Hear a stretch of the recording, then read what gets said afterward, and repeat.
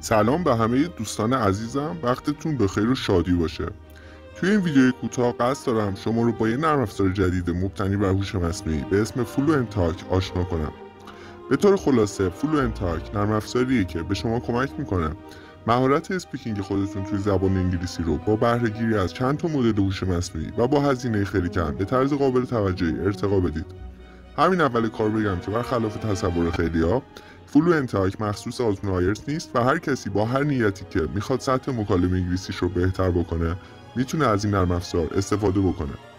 یه نکته دیگه هم این که این نرم افزار فقط برای IP ایران ساخته شده و اگر از نرم افزارهای VPN یا فیلتر شکن استفاده میکنید برای عملکرد صحیح نرم افزار حتما قبل از شروع VPN تون رو خاموش بکنید. برای شروع کافیه که وارد آدرس سایت بشید و از طریق گزینه ورود در منوی سایت وارد حساب کاربری خودتون بشید.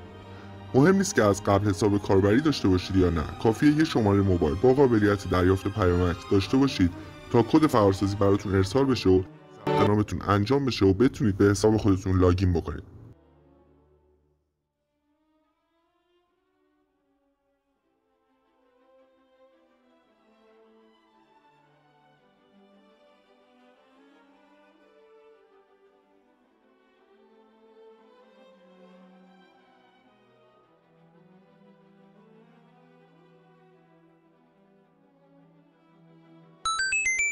داستان‌های زیادی وجود دارد که از زبان مادربزرگ‌ها و پدربزرگ‌ها شنیده‌ایم و ما را به دوران کودکی.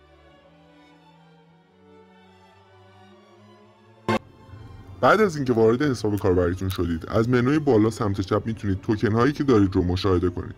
ما به همه کاربرا برای شروع مقداری توکن اختصاص دادیم که بتونن به صورت کاملا رایگان با سامانه کار بکنن و با فضای اون آشنا بشن.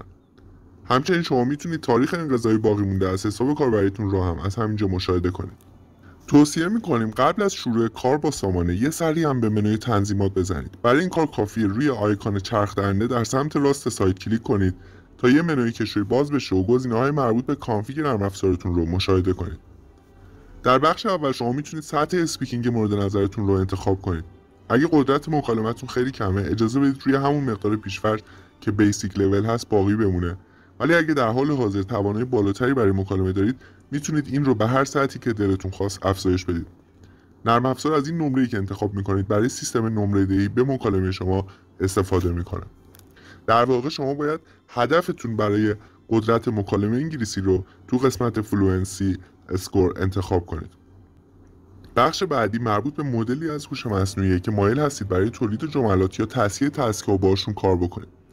هزینه مدل هایی که در ابتدا نوشته شدن قدری بیشتره ولی جملات بهتری میسازن و دقیق تر بهتون نمره میدن. جزئیات هزینه توکن ها رو هم میتونید از منوی کاربری مشاهده کنید تا بهتر بتونید تصمیم بگیرید که میخواید نرم افزار از کدوم مدل برای آموزش شما استفاده بکنه. بخش بعدی یا همون لسن مربوط به نوع تمرینیه که میخواید با نرم افزار داشته باشید. اگه متقاضی آزمون آیلتس هستید گزینه آیلتس پرکتیس رو انتخاب بکنید و از بخش پارت اسپیکینگ هم هر کدوم از سه پارتی که میخواید رو در اون لحظه رو تمرین بکنید باهاش رو انتخاب کنید. توجه داشته باشید شما هر زمانی که بخواید میتونید این تنظیمات رو به راحتی و با یک کلیک به مقدار دلخواه جدید تغییر بدید. اگه توی بخش لسن گزینه گرامر رو انتخاب کنید میتونید از هوش مصنوعی بخواید که مهمترین و متداولترین گرامرهای انگلیسی رو باهاتون کار بکنه. اگر گرامر خاصی مد نظرتون هست اون رو توی این قسمت انتخاب کنید و اگر نه گزینه رندوم رو انتخاب کنید تا خود سامانه به صورت تصادفی گرامرهای مختلف رو باهاتون کار بکنه. اگه گزینه استراکچر پرکتیس رو انتخاب کنید نرم افزار باهاتون ساختارهای متداول صحبت کردن به انگلیسی رو تمرین میکنه. ما حدود 230 تا از ساختارهای متداول برای اسپیکینگ رسمی و غیر رسمی انگلیسی رو به هوش مصنوعی آموزش دادیم که به طور تصادفی اونا رو با کاربرا تمرین بکنه. برای مثال همونطور که میدونید ما توی صحبت کردن فارسی از ساختارهای مثل مهمه که توجه داشته باشیم از جهات مختلف، جالبه که به این دلیل که همونطور که به درستی اشاره کردید و غیره به طور روزمره استفاده میکنیم. این بخش در واقع این ساختارها رو باهاتون تمرین میکنه. فقط توجه داشته باشید در صورتی که استراکچر پرکتیس رو انتخاب کنید باید تعداد جملاتی که میخواید براتون ساخته بشه رو هم انتخاب کنید. اگه قدرت مکالمتون خیلی خوب نیست برای شروع تعداد جملات رو کمتر انتخاب کنید. درس آخری هم که میتونید انتخاب کنید Conversational Practice هست که به نظر من بهترین گزینه برای افرادیه که میخوان به صورت عمومی مکالمه انگلیسی رو با هوش مصنوعی تمرین بکنن.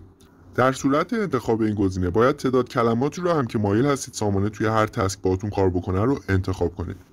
همچنین در صورتی که هر درسی رو بجز آیلتس پرکتیس انتخاب کنید، یک قسمت تاپیک یا موضوع مکالمات هم اینجا پیدا میشه که در واقع تون یا لحن جملات رو تعیین میکنه. اگر هدف خاصی از تقویت مکالمتون دارید، مثلا تحصیل توی رشته دانشگاه خاص توی خارج از کشور، تاپیک مورد نظر خودتون انتخاب کنید. در غیر این صورت گزینه پیش‌فرض یا همون جنرال رو انتخاب کنید تا از بین حدود 150 موضوع اصلی مکالمه رسمی و غیر رسمی انگلیسی که ما به هوش مصنوعی آموزش دادیم، نرم افزار به صورت تصادفی خودش باهاتون تمرینات رو کار بکنه. آخرین موضوع درباره این سه گزینه‌ایه که اینجا دیده میشه. استریکت مود حالتیه که توی اون به هوش مصنوعی میگید بهتون سختگیری بکنه. یعنی اگه بعد تصحیح یکی از تسک‌ها نمرتون از اونی که توی بخش فلوئنسی لول انتخاب کردید کمتر شد، دیگه موضوع رو عوض نکنه و دوباره همون تمرین رو باهاتون تکرار بکنه تا بالاخره موفق بشید پاسش کنید. وگرنه مستقل از اینکه چه نمره‌ای بگیرید، تمرین‌های مختلف درس انتخابیتون رو به صورت تصادفی باهاتون کار میکنه. توصیه ما اینه که این بخش رو حتما فعال نگه دارید تا روند آموزشتون بهتر طی بشه. گزینه Lesson Based Chart اشاره به این داره که آیا میخواید نمودارهایی که از روند پیشرفتتون ترسیم میشه بر اساس درس‌های مختلف باشه یا اینکه کل درس‌ها رو یکجا و در قالب یه نمودار بهتون نشون بده. البته این مسئله تاثیر خاصی توی فرآیند آموزش شما نداره و این گزینه صرفاً جهت شیوه نمایش نمودار پیشرفته. توصیه ما اینه که این رو روی حالت غیر فعال نگه دارید تا نمودارتون حاوی اطلاعات بیشتری باشه. و در آخر گزینه TTS یا همون تکست تو اسپیچ وجود داره که برای کسایی که مایل هستن متن تولیدی فارسی توسط هوش مصنوعی توسط یه مدل دیگه از هوش مصنوعی به صورت صوتی هم خونده بشه به کار میره. این کار قدری مصرف توکناتون رو افزایش میده ولی کار با نرم افزار رو بامزه‌تر و جذاب‌تر میکنه. توصیه ما اینه که این بخش رو هم فعال نگه دارید. حالا اگه موافق باشید بریم سراغ یکی از تمرین‌ها. من اینجا برای نمونه درس رو Conversational Practice انتخاب میکنم، همون درسی که توصیه کردم، و تعداد کلمات رو هم روی 50 تنظیم میکنم و دکمه سیو رو فشار میدم. حالا منتظر میشیم تا نرم افزار برامون یه متن رو تولید بکنه. ورزش منظم مداوم مانند دویدن، شنا کردن یا وزنه بردن برای سلامتی جسمی و روانی بسیار مفید است و میتواند به پیشگیری از بیماری‌ها. حالا میخوام اولین تمرین رو انجام بدم. کافیه روی گزینه ریکورد کلیک کنم تا ضبط صدا شروع بشه و سپس تلاش کنم این متن رو از طریق انگلیسی بیان کنم. توجه داشته باشید لازم نیست عیناً و کلمه به کلمه همین متن اینترپرت یا ترجمه شفاهی بشه، بلکه حتی اگه بتونم به صورت دست و پا شکسته هم مفهوم رو برسونم خوبه، چون بعد از تصحیح خود هوش مصنوعی پیشنهاداتی رو برای بهتر کردن مکالمه بهم میده. خب من شروع میکنم که ضبط کنم. Regular and consistent exercise such as running, swimming or lifting weights is very beneficial for physical and mental health, and it can help prevent disease and improve quality of life. همونطور که میبینید چند ثانیه بعد از اینکه متن رو ضبط کردید، فایل صوتی شما توسط هوش مصنوعی تصحیح میشه و بهتون نمره میده.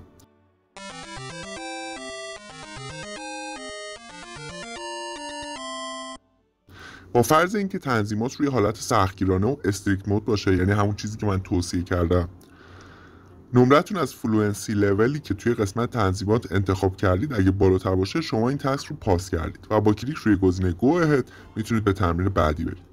وگرنه نرم افزار بهتون یه فرصت دوباره میده تا بالاخره بتونید این تسک رو پاس کنید. این بخش هم مربوط به سرعت مکالمتون بر حسب تعداد کلمه بر دقیقه است که هرچی بیشتر باشه یعنی دارید سریعتر و روونتر صحبت میکنید. بهترین حالت حدود 150 کلمه در دقیقه است که تقریبا با سرعت مکالمه یک فرد نیتیو برابری میکنه. البته توجه داشته باشید توی مراحل اولیه نباید سعی کنید تون صحبت کنید و صحت گفتارتون از سرعت اون ارزش بیشتری داره. خب این بود آموزش نرم افزار فلوئنت تاک. امیدوارم از این آموزش استفاده لازم رو برده باشید و شما هم مثل من بتونید ساعت‌های زیادی رو با این نرم افزار جذاب مبتنی بر هوش مصنوعی کار بکنید و قدرت مکالمه انگلیسیتون رو به طرز قابل توجهی بهبود بدید.